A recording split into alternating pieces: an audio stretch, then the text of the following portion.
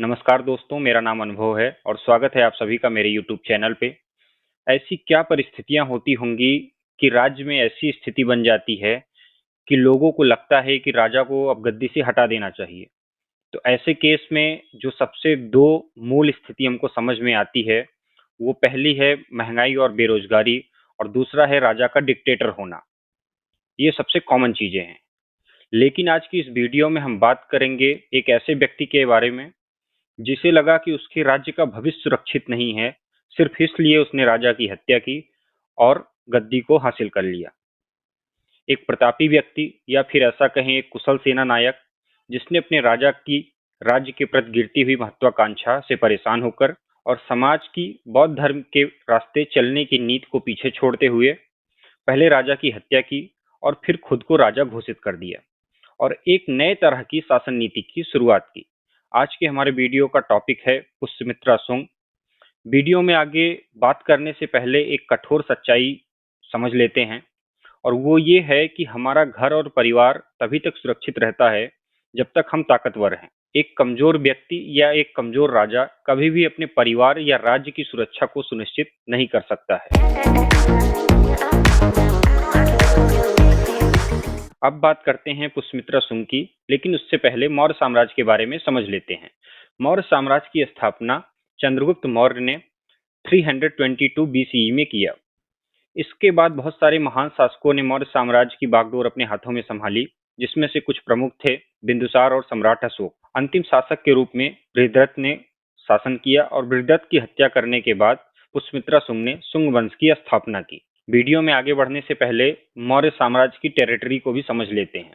तो ये सब चीजें जान के हमको एक ब्रॉडर पर्सपेक्टिव मिलेगा कि कैसे कैसे राजनीति चेंज हुई। मौर्य वंश के महान सम्राट चंद्रगुप्त के पौत्र ग्रेट अशोक ने कलिंग युद्ध के पहले ही बौद्ध धर्म अपना लिया था और अशोक ने बौद्ध सम्राट के रूप में लगभग 20 साल तक शासन किया। लेकिन हमने मूवीज में देखा है कि अशोक ने कलिंग युद्ध से विक्षिप्त होकर बौद्ध धर्म अपनाया था, लेकिन ये सत्य नहीं है।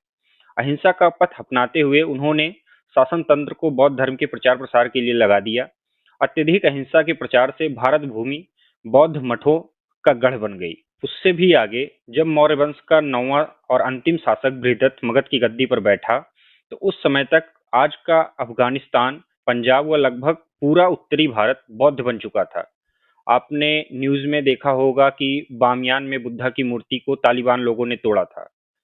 तो इससे अंदाजा होगा आपको कि वहां तक बौद्ध धर्म का प्रचार प्रसार था। सम्राट बृहद्रथ के शासनकाल में ग्रीक शासक मिनिंदर, जिसको बौद्ध साहित्य में मिलिंद भी कहा गया, ने भारत पर आक्रमण की योजना बनाई। मिनिंदर ने सबसे पहले बौद्ध धर्म के धर्मगुरुओं से संपर्क साधा और उनसे कहा कि अगर आप विजय अभियान में मेरा साथ देते हैं तो भारत विजय के पश्चात मैं बौद्ध धर्म स्वीकार कर लूंगा। बौद्ध गुरुओं ने राष्ट्रद्रोह किया और भारत पर आक्रमण के लिए एक विदेशी शासक का साथ दिया। अशोक की मृत्यु के बाद मौर्य साम्राज्य युद्ध को त्यागने और अत्यधिक अहिंसा के सिद्धांतों को अपनाने से नाजुक हो गया। इसके परिणाम स्वरूप विदेशी शक्तियों द्वारा लगातार हमले किए जाने लगे, जिसने भारतीय अर्थव्यवस्था के ताने बाने के साथ साथ सामान्य जीवन को भी परेशान किया। पुष्यमित्र को मगध सिंहासन मिलते ही उन्होंने मगध की पूर्व अशोकन परंपरा को आगे बढ़ाया और धर्म विजय पर अब युद्ध त्याग कर नहीं बल्कि सैन्य शक्ति का निर्माण करके हासिल किया जा रहा था। शुंग ने उत्तर भारत के एक विशाल हिस्से पर अपनी पकड़ जमा ली और ग्रीक आक्रमणकारियों को पराजित किया। उन्होंने कला, साहित्य और वास्तुकला के पुनरुद्धार के लिए काम किया। अब समझते हैं कि ऐसी परिस्थितियां बनी कैसे कि पुष्यमित्रा शुंग को अपने राजा बृहद्रथ की हत्या करनी पड़ी। जब मगध में 9वां राजा बृहद्रथ का राज चल रहा था, तब ग्रीक राजा मिनिंडर को अपने सहयोगी डेमेट्रियस यानी दिमित्र के साथ युद्ध करता हुआ सिंधु नदी के पास तक पहुंच गया। सिंधु नदी के पार उसने भारत पर आक्रमण करने की योजना बनाई। किंवदंतियों के अनुसार उसने सीमावर्ती इलाकों के कुछ बौद्ध भिक्षुओं से संपर्क बनाया, जैसे मैंने पहले भी बताया। उसने कहा यदि आप भारत के विजय में उसका साथ देते हैं तो विजय के पश्चात वो बौद्ध धर्म स्वीकार कर लेगा। हालांकि मिलिंद पन्हो, ये किताब है, उसमें मिलिंद एवं बौद्ध भिक्षु नागसेन के मध्य संपन्न वाद विवाद के परिणाम स्वरूप मिलिंद ने बौद्ध धर्म स्वीकार किया था। इतिहास के एक दूसरे पहलू के अनुसार बौद्ध भिक्षुओं का वेश धारण करके मिनिंडर के सैनिक मठों में आकर रहने लगे। हजारों मठों में सैनिकों के साथ साथ हथियार भी छुपा दिए गए। इस गतिविधि की जानकारी बौद्ध सम्राट बृहद्रथ को सेनापति पुष्यमित्र शुंग ने दी। पुष्यमित्र ने सम्राट बृहदत्त से मठों की तलाशी की आज्ञा मांगी, परंतु बौद्ध सम्राट बृहदत्त ने यह कह के मना कर दिया कि तुम्हें व्यर्थ ही संदेह है। लेकिन पुष्यमित्र शुंग ने राजाज्ञा का पालन किए बिना मठों की तलाशी ली और सभी बौद्ध भिक्षुओं को पकड़ लिया और भारी मात्रा में हथियार भी बरामद किए। परंतु बृहदत्त को ये आज्ञा का उल्लंघन लगा। पुष्यमित्र शुंग की जब राजधानी में वापसी होती है, वो जब वापस पहुंचता है, तब सम्राट बृहदत्त सेना की परेड ले रहे थे। उसी दौरान पुष्यमित्र सिंह और बृहदत्त में वाद विवाद हो जाता है और कहासुनी इतनी बढ़ जाती है कि बृहदत्त तलवार निकाल लेते हैं पुष्यमित्र सिंह को मारने के लिए। लेकिन सेना को बृहदत्त से ज्यादा पुष्यमित्र शुंग पर भरोसा था। सेना में बौद्ध भी होते थे, हिंदू भी होते थे। पुष्यमित्र शुंग ने बृहदत्त का वध कर दिया और फिर खुद सम्राट बन गया। इस दौरान सीमा पर मिनिंडर ने अटैक कर दिया। फिर पुष्यमित्र ने अपनी सेना का गठन किया और भारत के मध्य तक चढ़ाए मिनिंडर पर आक्रमण किया। भारतीय सैनिकों के सामने ग्रीक सैनिकों की एक न चली और अंततः पुष्यमित्र शुंग ने ग्रीक सेना को पीछे धकेलते हुए सिंधु के पार कर दिया। पुष्यमित्र के राजा बन जाने पर मगध साम्राज्य को बहुत बल मिला। पुष्यमित्र के साम्राज्य की राजधानी पाटलिपुत्र थी, यानी आज की पटना। पुष्यमित्र प्राचीन मौर्य साम्राज्य के मध्यवर्ती भाग को सुरक्षित रखने में सफल भी रहा। पुष्यमित्र का साम्राज्य उत्तर में हिमालय से लेकर दक्षिण में बरार तक तथा पश्चिम में पंजाब से लेकर पूर्व में मगध तक फैला हुआ था। पुष्यमित्र ने अपने पुत्रों को साम्राज्य के विभिन्न क्षेत्रों में सहशासक नियुक्त किया। इस समय में भी ग्राम शासन की एक सबसे छोटी इकाई हुआ करती थी, जैसे आज के टाइम पे गांव है। इस काल तक आते आते मौर्यकालीन केंद्रीय नियंत्रण में शिथिलता आ गई और सामंतीकरण की प्रवृत्ति सक्रिय होने लगी, यानी कि एक सेंट्रलाइज्ड जो पावर थी वो कमजोर होने लगी थी और ताकत सूबेदारों में और सामंतों में बट गई। किताबों के अनुसार पुष्यमित्र ने लगभग 36 वर्ष 185 से लेके 149 ईसा पूर्व तक राज्य किया।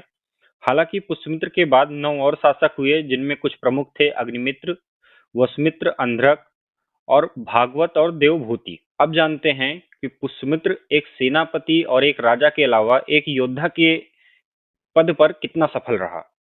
इतिहासकारों के अनुसार पुष्यमित्र का शासनकाल चुनौतियों भरा रहा। उस समय भारत पर बहुत सारे विदेशी आक्रांताओं ने आक्रमण भी किए, जिसका सामना पुष्यमित्र शुंग को करना पड़ा।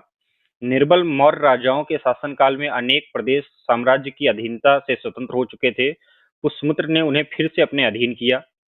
उस समय विदर्भ यानी बरार का शासक यज्ञसेन था। संभवतः वह मौर्य की ओर से विदर्भ के शासक पद पर नियुक्त किया गया था, परंतु मगध साम्राज्य की निर्बलता का लाभ उठाकर वो इस समय तक खुद को स्वतंत्र घोषित कर दिया। पुष्यमित्र के आदेश पर अग्निमित्र ने उस पर आक्रमण किया और उसे परास्त करके विदर्भ को फिर से मगध साम्राज्य में मिला लिया। मालविकाग्निमित्र के अनुसार पुष्यमित्र के यवनों के साथ भी युद्ध हुए। उसके पोते वसुमित्र ने सिंधु नदी के तट पर यवनों को परास्त भी किया। विदर्भ को जीतकर और यवनों को परास्त कर पुष्यमित्र शुंग मगध साम्राज्य के विलुप्त गौरव का पुनरुत्थान करने में सफल रहा। दिव्य वदान के अनुसार साकल यानी सियालकोट उसके साम्राज्य के अंतर्गत था। विदर्भ की विजय से उसके साम्राज्य की दक्षिणी सीमा नर्मदा नदी तक पहुंच गई थी। शुंग काल में वैदिक प्रभाव का पुनरुत्थान भी हुआ और भागवत धर्म को बढ़ावा मिला। बरहुत स्तूप इस काल का सबसे प्रसिद्ध स्मारक है। विदिशा में कला का एक महत्वपूर्ण स्कूल भी था, जिसे बाद में शुंग राजाओं की राजधानी भी बनाई गई। बहुत सारे टेक्स्ट में ऐसा लिखा मिलता है कि पुष्यमित्र एक कठोर ब्राह्मण राजा था जिसने बौद्ध धर्म के खिलाफ काम किया, क्योंकि इतिहास किसी भी व्यक्ति को दो पहलू में याद रखता है, एक सही और एक गलत, लेकिन सच्चाई इससे कुछ अलग हटकर है। पुष्यमित्र शुंग के शासन के बारे में कुछ विवरण बौद्ध साहित्य से उपलब्ध हैं। दिव्य बदाना ने उन्हें एक ऐसे राजा के रूप में वर्णित किया जो बुद्ध धर्म के प्रति शत्रुतापूर्ण था। ऐसा कहा जाता है कि उसने राजधानी पाटलिपुत्र के निकट सम्राट अशोक द्वारा निर्मित कुक्कुटरामा में प्रसिद्ध बौद्ध मठ को नष्ट करने का काम किया, लेकिन वह ऐसा करने में असफल रहा क्योंकि कुछ अलौकिक शक्तियों ने उस पवित्र स्थान की रक्षा करने के लिए हस्तक्षेप किया। यह भी उल्लेख है कि राजा पूर्वी पंजाब के कुछ बौद्ध भिक्षुओं की जान लेना चाहता था, लेकिन यहाँ भी वो सफल नहीं हो पाया। प्रसिद्ध तिब्बती लेखक तारानाथ ने भी बौद्ध धर्म के प्रति पुष्यमित्र की कुछ गतिविधियों का वर्णन किया है। कुछ इतिहासकारों का मानना है कि बौद्ध शायद शुंग राजा की ब्राह्मण समर्थक नीतियों से नाखुश थे और इसलिए उसे एक गहरे रंग में रंग दिया।